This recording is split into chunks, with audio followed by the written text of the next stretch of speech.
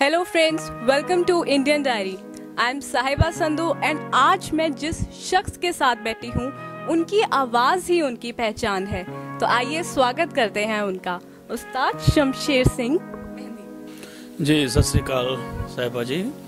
Sir, आपने अपने career की शुरुआत कहाँ से की? हमने अपने करियर की शुरुआत जो है वो पटना साहिब गुरु गोविंद सिंह महाराज के दरबार से की है। पिताजी मेरे वहाँ पे हजूरी रागी थे और उनसे कीर्तन सीखा, थोड़ा सा तबले का लय का ज्ञान, बाकी तबला जो हमने पंडित लच्छू महाराज से सीखा। और महेंद्र सिंह, भाई महेंद्र सिंह अभी वो यूके में, उनसे सीखा। और ऐसे दोनों गाना और बजाना चलता रहा। फिर बनारस में इसकी स्टडी की और काफ़ी फिर बड़े बड़े कॉन्फ्रेंस, जितने अभी काफ़ी लोग बुजुर्ग हो गए हैं, मैं बहुत टीनेज था उसमें, उन सब के साथ मैंने तबले की एक अच्छी महारत हासिल की, अच्छा नाम बनाया उसमें। तो जैसे कि आपने सुना, ये मल्टी टैलेंटेड हैं, एक्चुअली सिंगिंग भी करते हैं और इंस्ट्रूमेंट्स के साथ भी, और आजकल मैंने सुना एक्टिंग में भी ये हाथ आजमा रहे हैं। उनकी काफ़ी दो पहले पिक्चर्स भी आ चुकी हैं। तो आप अपनी उन प्रोजेक्ट्स के बारे में प्लीज़ हमारे व्यूअर्स को कुछ बताइए। मेरी जो फिल्म अभी हाल में अक्टूबर में रिलीज़ हुई थी और उसका नाम है तेरे प्यार में पापड़। दूसरी आ रही है वही दत्त प्रोडक्शन से, झींगे लाला और सलाम साहेब, उसमें गाने हैं मेरे, म्यूज़िक मनप्रीत गोरे का है।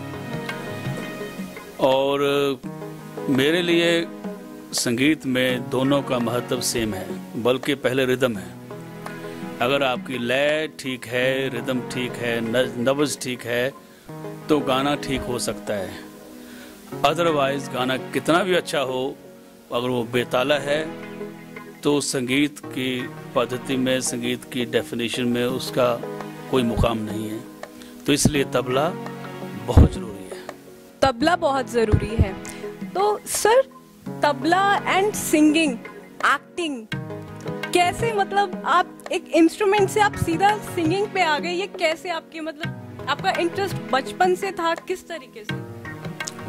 गाना और रिदम, तबला जो है, ढोलक, ये हमारे अब ये कह ली तीसरी चौथी पीढ़ी है। मेरे दादाजी बहुत अच्छे ढोलक प्लेयर थे, रास करते थे, बहुत वो स्टेज शो करते थे, तो उनसे मैंने ढोलक सीखी है।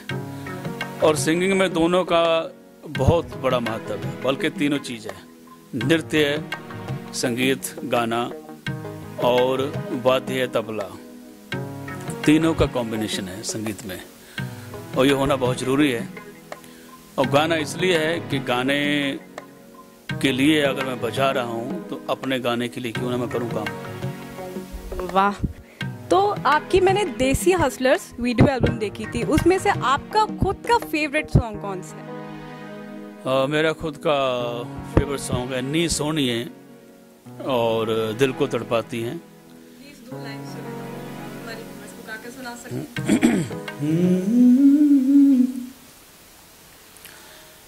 पीलो पक्कियां लगे अंबियां नू बूरनी, रुस गईयो का तो नहीं हो दसिया कसूर नी सोनिए, नी सोनिए मेरे दिल विच उठदी है हूक, नी सोनिए मेरे दिल विच उठदी है हूक। वाह, क्या बात है, मतलब आवाज ऐसी कि दिल को छू जाए। हमने मेहंदी सर के एक इंटरव्यू में देखा था जिसमें उन्होंने बताया था कि उनके टाइम में वीडियोग्राफी नहीं होती थी। तो सर, हम जानना चाहते हैं, तो ये कितना मुश्किल था कि अपनी ऑडियंस में अपनी पहचान बनाना, वो भी बिना वीडियो के? जी जी, वीडियोग्राफी या गाना रिकॉर्ड कराना बड़े उस्ताद जिन लोगों से हमने सीखा या उनको फॉलो किया है, ये कभी उसको करने नहीं देते थे।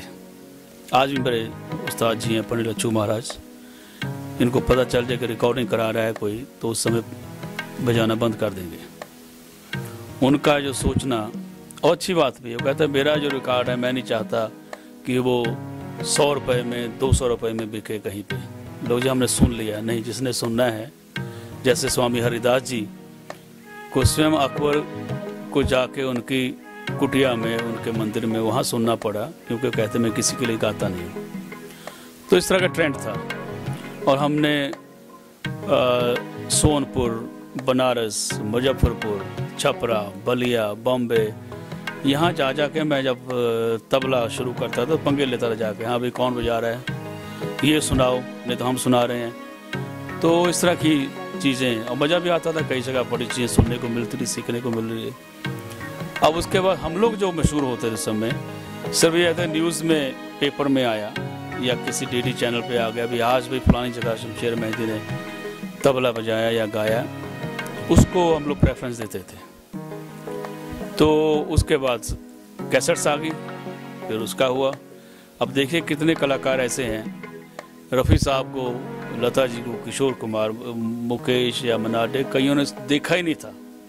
वो तो ये सोचते रहे आवाज़ शायद हीरो की है जो प्लेबैक में है, लेकिन जब अचानक पता चलता है रफ़ी साहब हैं, उनका नाम है, तो दुनिया ऐसे उसका एंजॉय करती थी। अच्छा आज वो आ रहे हैं, भाई देखना है कैसे हैं। ऐसा कोई नहीं कहता रहा हाँ सुना है, हाँ देखा है।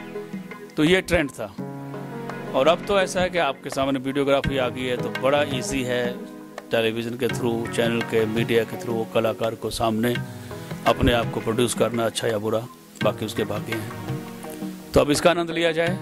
उस समय उसका था, अब इसका है। तो सिर्फ पैसे की बात नहीं थी, बात थी संगीत की। अगर आपको पसंद है तो आप आइए, सुनिए। ठीक। और